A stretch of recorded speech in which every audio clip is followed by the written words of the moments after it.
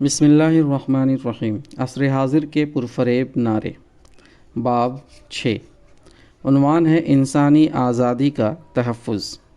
آزادی کا جذبہ ایک فطری جذبہ ہے۔ ہر انسان چاہتا ہے کہ دوسروں کی مرضی اس پر نہ چلے، بلکہ وہ اپنے رجحان طبع کے مطابق کام کرے اور زندگی گزارنے کے لیے آزاد ہو۔ یہ طلب اتنی شدید ہوتی ہے کہ بسا اوقات انسان آزاد ہونے یا آزاد رہنے کے لیے بڑی سے بڑی قربانی دینے سے بھی دریغ نہیں کرتا۔ اس کے باوجود یہ حقیقت ہے کہ انسانوں کی ایک بہت بڑی تعداد عملاً آزادی سے محروم رہتی ہے۔ اس صورتحال کی دو بڑی وجہ ہیں۔ ایک وجہ انسانوں کے درمیان ایسے افراد کی موجودگی ہے جو دوسروں پر اپنی مرضی چلانا چاہتے ہیں اور طاقت، تحریص یا فریب کے ذریعے ان کی آزادی سلب کر لیتے ہیں۔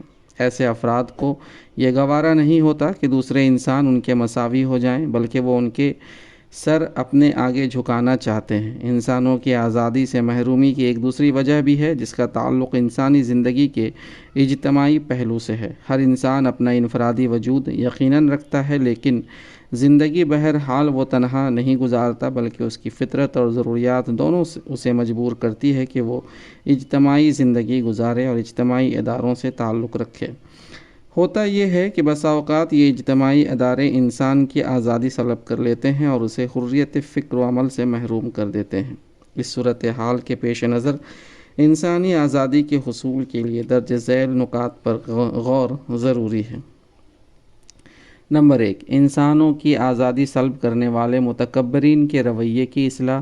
نمبر 2، اگر اصلاح نہ ہو سکے تو متکبرین کے مقابلے میں آزادی کے تحفظ کی تدابیر۔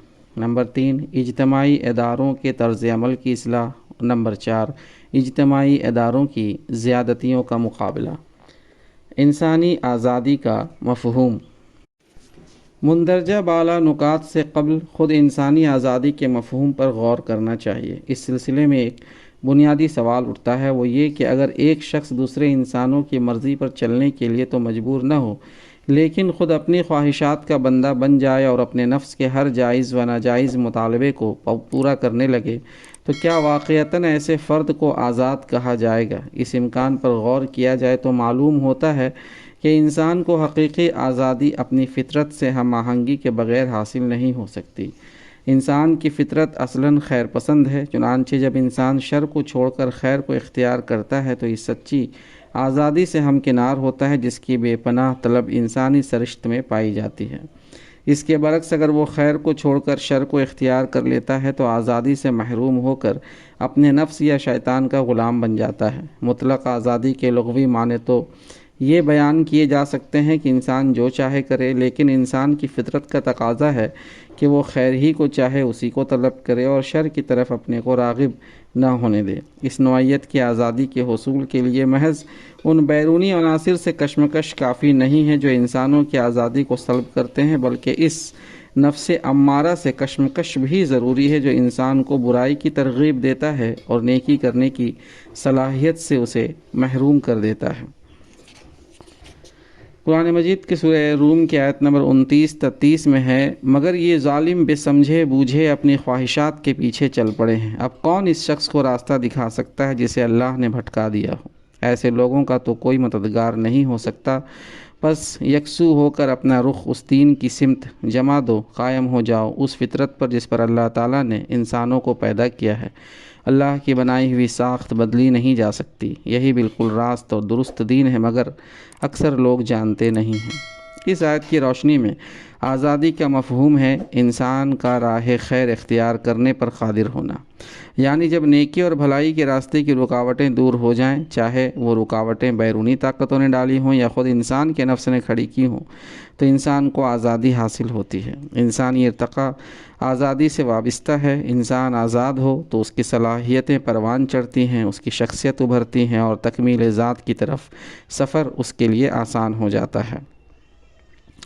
نفس انسانی کی اور اس ذات کی قسم جس نے اسے ہموار کیا، پھر اس کی بدی اور اس کی پرہیزگاری اس پر الہام کر دی۔ یقیناً فلاح پا گیا وہ جس نے نفس کا تزکیہ کیا، اور نامراد ہوا وہ جس نے اسے دبا دیا۔ سورہ الشمس آیت نمبر 7 تا 10۔ اقبال نے اس حقیقت کو اس طرح بیان کیا ہے: بندگی میں گھٹ کے رہ جاتی ہے ایک جوئے کماب، اور آزادی میں بحر بے کراں ہے زندگی۔ متکبرین کا رویہ۔ انسانی فطرت خیر پسند بھی ہے اور حقیقت پسند بھی۔ اس کی خیر پسندی کا تقاضا ہے کہ وہ نیکی کے راستے کو اختیار کرے، اسی طرح اس کی حقیقت پسندی اس کو آمادہ کرتی ہے کہ معبود حقیقی کے آگے اپنا سر جھکائے۔ بالفاظ دیگر یہ کہا جا سکتا ہے کہ آزادی کا فطری جذبہ جو قلب انسانی میں پایا جاتا ہے وہ مخلوقات کی بندگی سے آزادی کا جذبہ ہے، اس لیے کہ حقیقت کے اعتبار سے اس کائنات میں اقتدار صرف اللہ تعالیٰ کا ہے، مخلوقات کو کوئی اقتدار حاصل نہیں ہے۔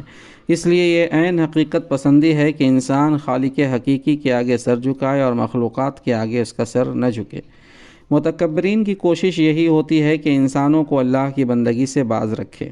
اس رویے کے مقابلے کے لیے بنیادی حقیقتوں کی یاد دہانی ضروری ہے۔ تم نے دیکھا اس شخص کو جو ایک بندے کو منع کرتا ہے جبکہ وہ نماز پڑھتا ہو، تمہارا کیا خیال ہے؟ اگر وہ بندہ راہ راست پر ہو یا پرہیزگاری کی تلقین کرتا ہو، تمہارا کیا خیال ہے اگر یہ منع کرنے والا شخص حق کو جھٹلاتا اور منہ موڑتا ہو؟ سورہ العلق آیت نمبر 9 تا 12۔ یہاں خطاب عام انسانوں سے ہے جو متکبر شخص اور اللہ کے مخلص بندوں کے درمیان جاری کشمکش کا مشاہدہ کر رہے ہیں۔ ان مشاہدین کے ضمیر کو جھنجھوڑا گیا ہے اور بالواسطہ طور پر خود متکبرین کو بھی حقائق کی طرف توجہ دلائی گئی ہے، تاکہ اگر ان کی خوابیدہ فطرت کے اندر کچھ حق پسندی چھپی ہوئی ہو تو وہ اس توجہ دہانی سے فائدہ اٹھائیں اور جبر و کراہ کے رویے سے باز آ جائیں۔ البتہ اگر محض تلقین سے متکبرین کے رویے کی اصلاح نہیں ہوتی تو ان کو خدا کی پکڑ سے ڈرایا جانا چاہیے۔ خدا کی یہ گرفت آخرت سے پہلے دنیا میں بھی ہو سکتی ہے۔ کیا وہ نہیں جانتا کہ اللہ دیکھ رہا ہے؟ ہرگز نہیں۔ اگر وہ باز نہ آیا تو ہم اس کی پیشانی کے بال پکڑ کر کھینچیں گے، اس پیشانی کے جو جھوٹی اور سخت خطا کار ہے۔ وہ بلا لے اپنے حامیوں کی ٹولی کو، ہم بھی عذاب کے فرشتوں کو بلا لیں گے۔ العلق آیت نمبر 14 تا 18۔ جبر و کراہ متکبرین کا ایک حربہ ہے جن کے ذریعے وہ انسانوں کو اللہ کی بندگی سے روکنے کی کوشش کرتے ہیں۔ ان کا دوسرا حربہ فریب ہے۔ اس فریب سے انسان بچ سکتا ہے اگر وہ سہل انگاری اور نفسانیت کی روش اختیار کرنے کے بجائے عقل و ہوش سے کام لے۔ بہر صورت اس فریب کی حقیقت آخرت میں کھل کر سامنے آ جائے گی۔ یہ کافر کہتے ہیں کہ ہم ہرگز اس قرآن کو نہ مانیں گے اور نہ اس سے پہلے آئی ہوئی کسی کتاب کو تسلیم کریں گے۔ کاش تم دیکھو ان کا حال اس وقت جب یہ ظالم اپنے رب کے حضور کھڑے ہوں گے۔ اس وقت یہ ایک دوسرے پر الزام دھریں گے۔ جو لوگ دنیا میں دبا کر رکھے گئے تھے وہ بڑے بننے والوں سے کہیں گے کہ اگر تم نہ ہوتے تو ہم مومن ہوتے۔ وہ بڑے بننے والے ان دبے ہوئے لوگوں کو جواب دیں گے، کیا ہم نے تمہیں اس ہدایت سے روکا تھا جو تمہارے پاس آئی تھی؟ نہیں، بلکہ تم خود مجرم تھے۔ وہ دبے ہوئے لوگ ان بڑے بننے والوں سے کہیں گے، نہیں، بلکہ شب و روز کی مکاری تھی جب تم ہم سے کہتے تھے کہ ہم اللہ سے کفر کریں اور دوسروں کو اس کا ہمسر ٹھہرائیں۔ آخر کار جب یہ لوگ عذاب دیکھیں گے تو اپنے دلوں میں پچھتائیں گے اور ہم ان منکرین کے گلوں میں طوق ڈال دیں گے۔ کیا لوگوں کو اس کے سوا کوئی بدلہ دیا جا سکتا ہے کہ جیسے اعمال ان کے تھے ویسے ہی جزا پائیں؟ مولانا سید ابو العلا مودودی رحمۃ اللہ علیہ ان آیات کی تشریح کرتے ہوئے لکھتے ہیں کہ عوام الناس آج دنیا میں اپنے لیڈروں، سرداروں، پیروں اور حاکموں کے پیچھے آنکھیں بند کیے چلے جا رہے ہیں اور ان کے خلاف کسی ناصح کی بات پر کان دھرنے کے لیے تیار نہیں، مگر یہی عوام جب اپنی آنکھوں سے دیکھ لیں گے یہ حقیقت کیا تھی اور ان کے پیشوا انہیں کیا باور کرا رہے تھے، اور جب انہیں یہ پتہ چل جائے گا کہ ان رہنمائی کی پیروی انہیں کس انجام سے دوچار کرنے والی ہے تو یہ اپنے بزرگوں پر پلٹ پڑیں گے اور چیخ چیخ کر کہیں گے کہ کم وقتوں تم نے ہمیں گمراہ کیا، تم ہماری ساری مصیبتوں کے ذمہ دار ہو، تم ہمیں نہ بہکاتے تو ہم خدا کے رسولوں کی بات مان لیتے۔ دوسری جانب بڑے بننے والے منکرین حق سے اپنی برات کا اظہار کریں گے کہ یعنی اپنی جانب سے کسی جبر و کراہ کی نفی کریں گے۔ مولانا سید ابو العلا مودودی رحمۃ اللہ علیہ لکھتے ہیں کہ وہ بڑے بننے والے کہیں گے کہ ہمارے پاس ایسی کوئی طاقت نہ تھی جس سے ہم چند انسان تم کروڑوں انسانوں کو زبردستی اپنی پیروی پر مجبور کر دیتے۔ اگر تم ایمان لانا چاہتے تو ہماری سرداریوں اور پیشواؤں کا تختہ الٹ سکتے تھے، ہماری فوج تو تم ہی تھے، ہماری دولت اور طاقت کا سرچشمہ تو تمہارے ہی ہاتھ میں تھا، تم نذرانے نہ دیتے تو ہم مفلس تھے، تم ہمارے ہاتھ پر بیعت نہ کرتے تو ہماری پیری ایک دن نہ چلتی، تم زندہ باد کے نعرے نہ مارتے تو کوئی ہمارا پوچھنے والا نہ ہوتا۔ اب کیوں نہیں مانتے کہ دراصل تم خود اس راستے پر نہ چلنا چاہتے تھے جو رسولوں نے تمہارے سامنے پیش کیا تھا۔ تم اپنی اغراض و خواہشات کے بندے تھے اور تمہارے نفس کی یہ مانگ رسولوں کی بتائی ہوئی راہ تقویٰ کے بجائے ہمارے ہاں پوری ہوتی تھی۔